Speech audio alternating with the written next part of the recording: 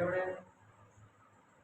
देखो ध्यान से, अब इसमें क्या होता है, संधारित्रों का समांतर क्रम संयोजन कैसे करेंगे? जब तीन संधारित्रों को लेंगे, एक के नीचे एक दूसरे, ठीक है, दूसरे के नीचे तीसरे,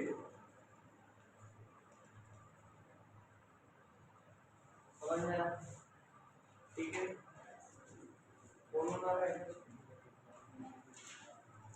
भूल गए ना उसको बंद कर। देखो, जब हम तीन संधारित्रों को एक के नीचे एक करके लिख लेते हैं, ठीक है, तो इन तीनों संधारित्रों का पहला प्लेट एक तरफ हो जाता है और दूसरा प्लेट दूसरी तरफ हो जाता है।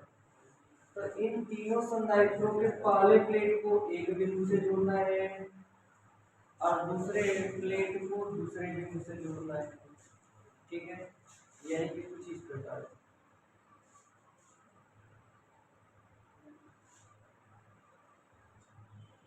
इसी प्रकार से यहाँ पर जोड़ेंगे।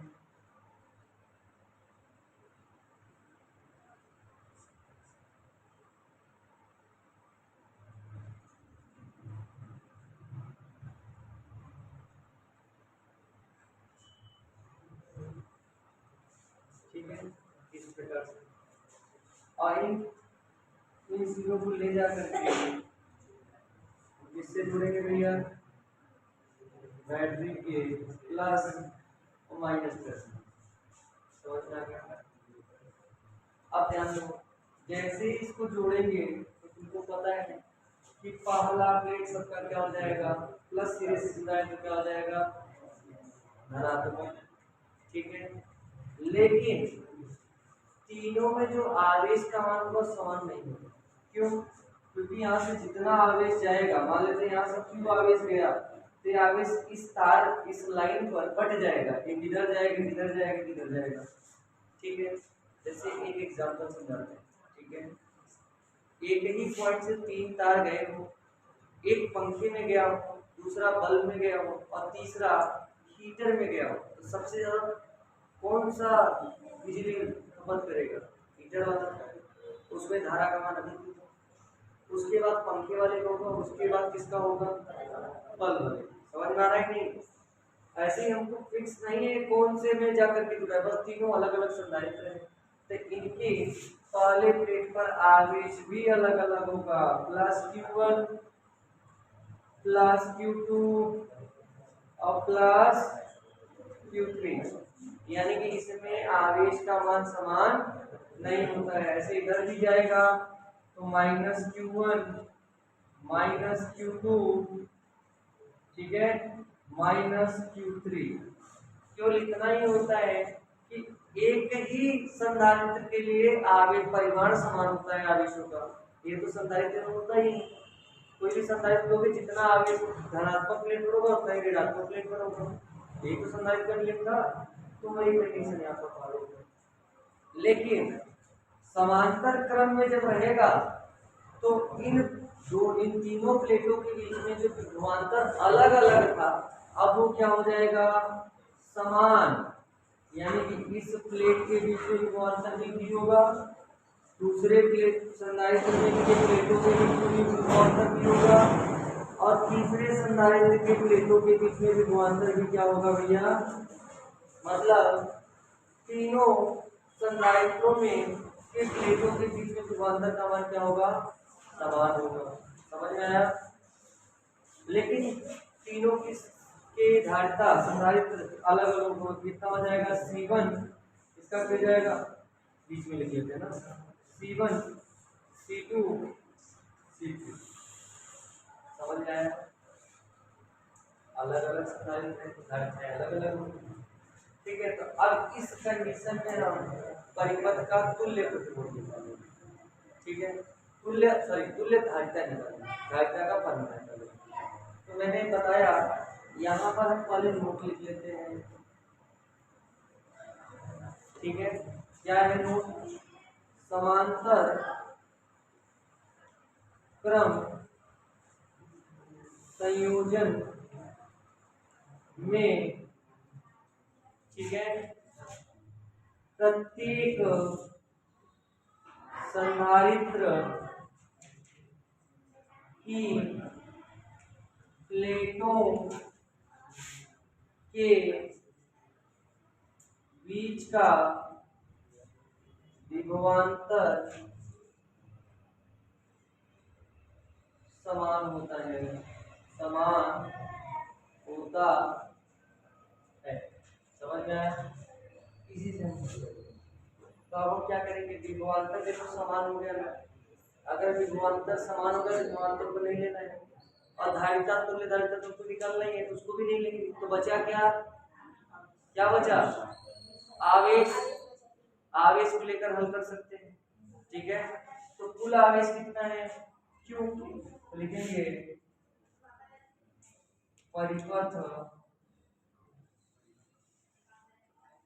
का कुल आवेश, परिपथ का अगर कुल आवेश देखें तो कितना था भैया, क्यू। कुल आवेश कितना था, यही आवेश आगे जा करके 3 भागों में बट गया तो कितना हो जाएगा, इसमें जो गया वो आवेश हो गया Q1, इसमें जो गया वो आवेश हो गया Q2, और इसमें जो गया वो आवेश हो गया Q3।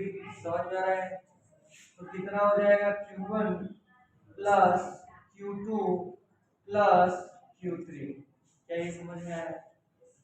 अब हम लोगों ने क्या पढ़ा था इसके बाद सूत्र, Q बराबर क्या होता है, C इंटू होता है। तो Q की जगह पर क्या हम C इंटू भी लिख सकते हैं, लिख दो C इंटू बराबर, ठीक है, यही होता है ना, हमको पता है Q बराबर